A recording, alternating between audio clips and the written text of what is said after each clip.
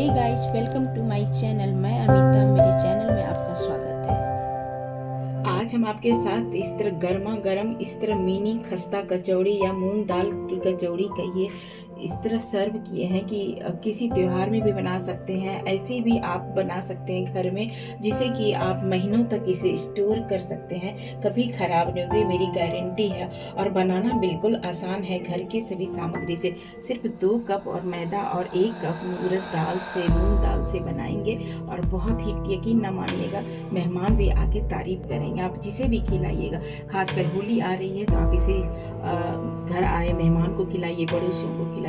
बहुत ही टेस्टी और यम्मी बनने वाली है। चलिए इस रेसिपी को बनाना शुरू करते हैं। इसको बनाने के लिए हमने हाफ कप मूंग की दाल ली है। आप यहाँ पर धुली उड़द की भी दाल ले सकते हैं, लेकिन आज हम मूंग दाल की बना रही कचौड़ी। तो हम इसको 3 घंटे के लिए हमने इसको भीगने के लिए छोड़ दिया था। और जब आप भीगने दें तो आप उसे लेवल तक पानी डाल के इसे 2-3 पानी से अच्छे से, जब ये भीग जाए तो अच्छे से वॉश कर लें, जैसा कि मैंने किया है। और उसके बाद हम अब इसे छान लेते हैं। इसे हम अच्छी तरीके से छान लेते हैं। जब तक इससे ये पूरा पानी ड्रॉप करके ना निकल जाए तब तक इसे रहने दें छलनी में ही, और इसे रखते हैं साइड में। चलिए सबसे पहले हम इसके लिए आटा लगा लेते हैं। हमने यहाँ पर 2 कप मैदा लिए हैं। मैदा का ही आपको लेना है, गेहूं के आटे में इसकी कचौड़ियाँ नहीं बनती है। चलिए 2 कप हम यहाँ पर मैदा ले लिए हैं। अब हाफ स्पून हम अजवाइन लिए हैं, क्रश करते हुए डाल रहे हैं। आप यहाँ जीरा, कलौंजी कुछ भी ले सकते हैं। अब हम 3 बड़े स्पून घी डाल रहे हैं। घी हाँ खस्ता बनाती है। आप यहाँ रिफाइंड तेल भी प्रयोग कर सकते हैं और बटर भी इस्तेमाल कर सकते हैं। डालेंगे थोड़ी सी नमक। नमक हम इसलिए डालते हैं ताकि इस कचौड़ी में जब खाएं तो अंदर से तो नमक का फीलिंग आएगी, लेकिन ऊपर से नहीं आएगी। चलिए इसको सभी को अच्छे से मिक्स कर लेते हैं। सभी को जब मिक्स कर लें तो इस तरह मुट्ठी बनने लगे तो थोड़ी थोड़ी मात्रा में एक सॉफ्ट डो लगाना है। कैसे? पूड़ी से थोड़ी सी नरम और रोटी से थोड़ी सी टाइट।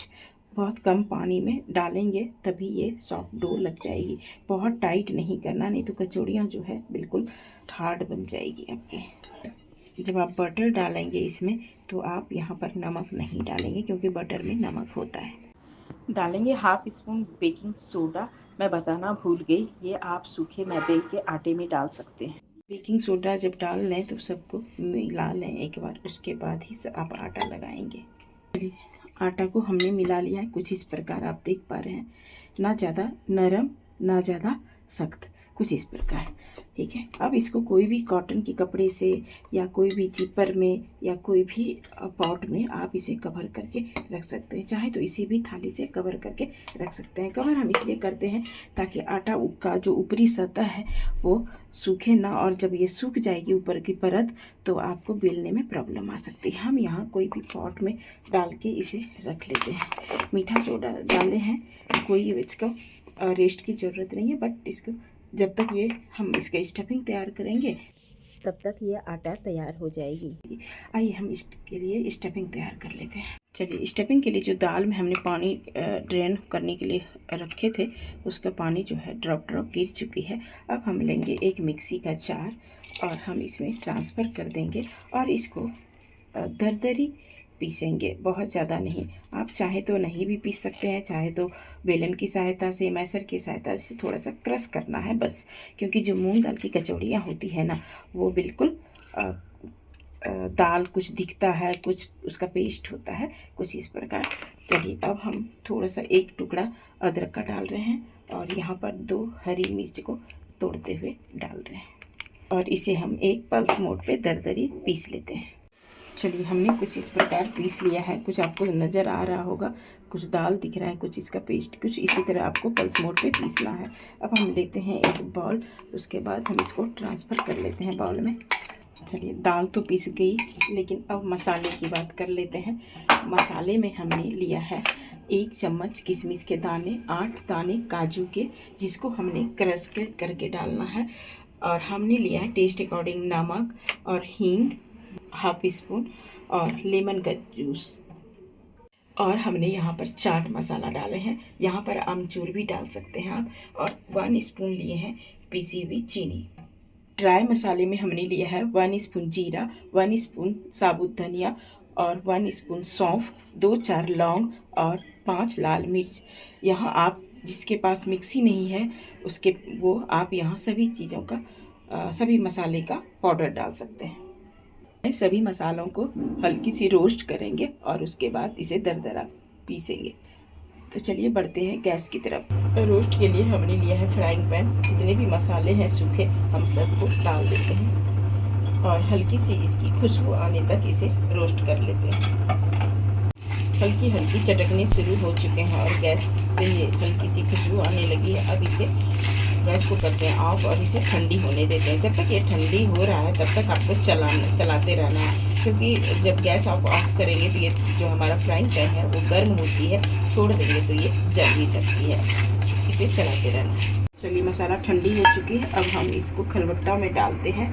चाहे तो आप इसे मिक्सी में पीस सकते हैं और इसको क्रश करते हुए इसको हम इसलिए खलबट्टा में कूट रहे हैं ताकि हमको इसके एक दरदरी कूटना है। मसाला बहुत ज़्यादा इसका पाउडर नहीं करना।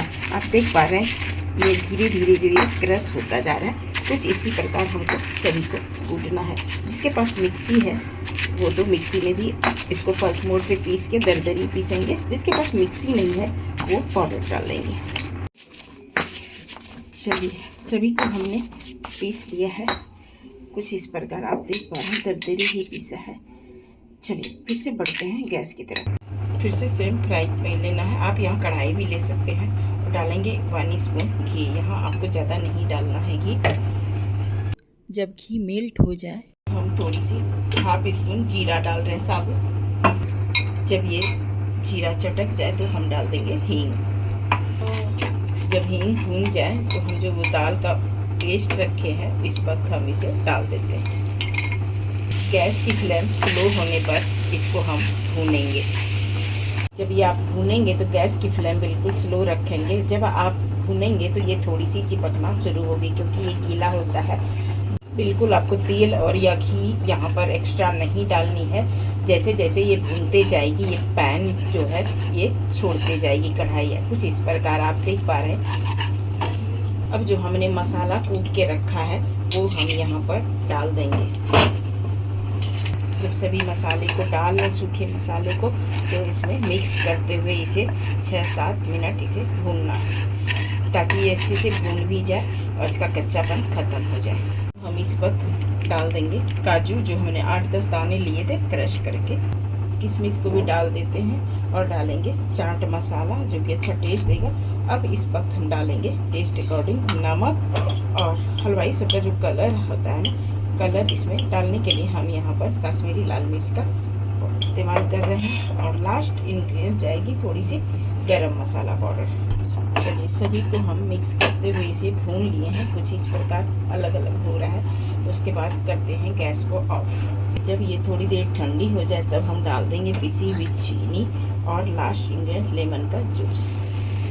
ठंडी होने के बाद हमने इसलिए चीनी डाला क्योंकि गरम गरम में डालेंगे तो चीनी जो है बिल्कुल मेल्ट हो जाएगी, इसीलिए हम इस पर चीनी डालते हैं। मिश्रण ठंडी हो जाए तब क्या करेंगे छोटी छोटी 16 गोलियां तैयार कर लें ताकि आप उसे फिलिंग कर सकें। ध्यान रहे जब ये ठंडी हो जाए कि आपका हाथ जो है सह सके। इस प्रकार छोटी छोटी गोलियां बनाकर सभी को तैयार कर लेंगे। सभी गोलियों को बनाकर हमने तैयार कर लिया है। अब एक बार आटा को देख लेते हैं। आटा बिल्कुल सॉफ्ट हो चुकी है। मसलते हुए उसके हाफ डिवाइड कर लेंगे और इसे चाहे तो आप बेल भी सकते हैं चाहे तो नहीं भी बेल सकते हैं। एक अच्छा सा रोल कर लें इसको। सभी को छोटे छोटे आकार में इसे कट कर लें। जब ये कट कर लें तो इस आटे को बनाते जाएं और इसे कवर करके रख दें। अब लेना है एक छोटा सा बॉल और इसे मसलते हुए चिकना कर लेंगे। इसे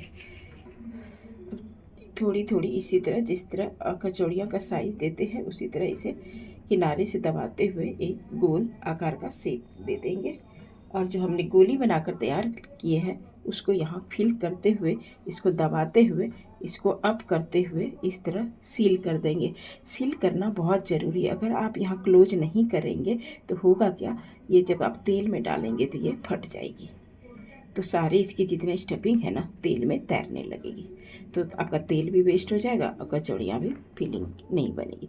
चलिए इसी तरह इसे क्लोज करके इसे बेलेंगे नहीं, क्योंकि हमने आज छोटी छोटी मिनी कचौड़ी बना रहे हैं, खस्ता कचौड़ी, तो इसे इस तरह करके शेप में रहने देते हैं। सभी को इसी तरह बनाकर तैयार कर लेते हैं। चलिए 16 लोई बनाए थे और एग्जैक्ट 2 कप मैदा में 16 ही तकरीबन बने। आटा भी फिनिश हो गया और हमारा स्टफिंग भी फिनिश हो गया। तो चलिए अभी से बढ़ते हैं गैस की तरफ इसको तलने के लिए।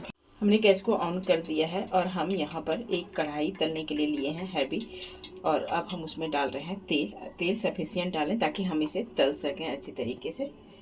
तेल को आपको बहुत ज़्यादा गर्म नहीं करना है, सिर्फ गुनगुना करना है, तभी हमारी जो कचौड़ी है फूली फूली बनेगी। अगर आपने गर्म कर दिया बहुत तो वो जल जाएगी और फूलेगी नहीं। ध्यान इन बातों का रखना है। गुनगुना तेल, हमेशा से बोलते हैं तेल गुनगुना हमारी हो चुकी है।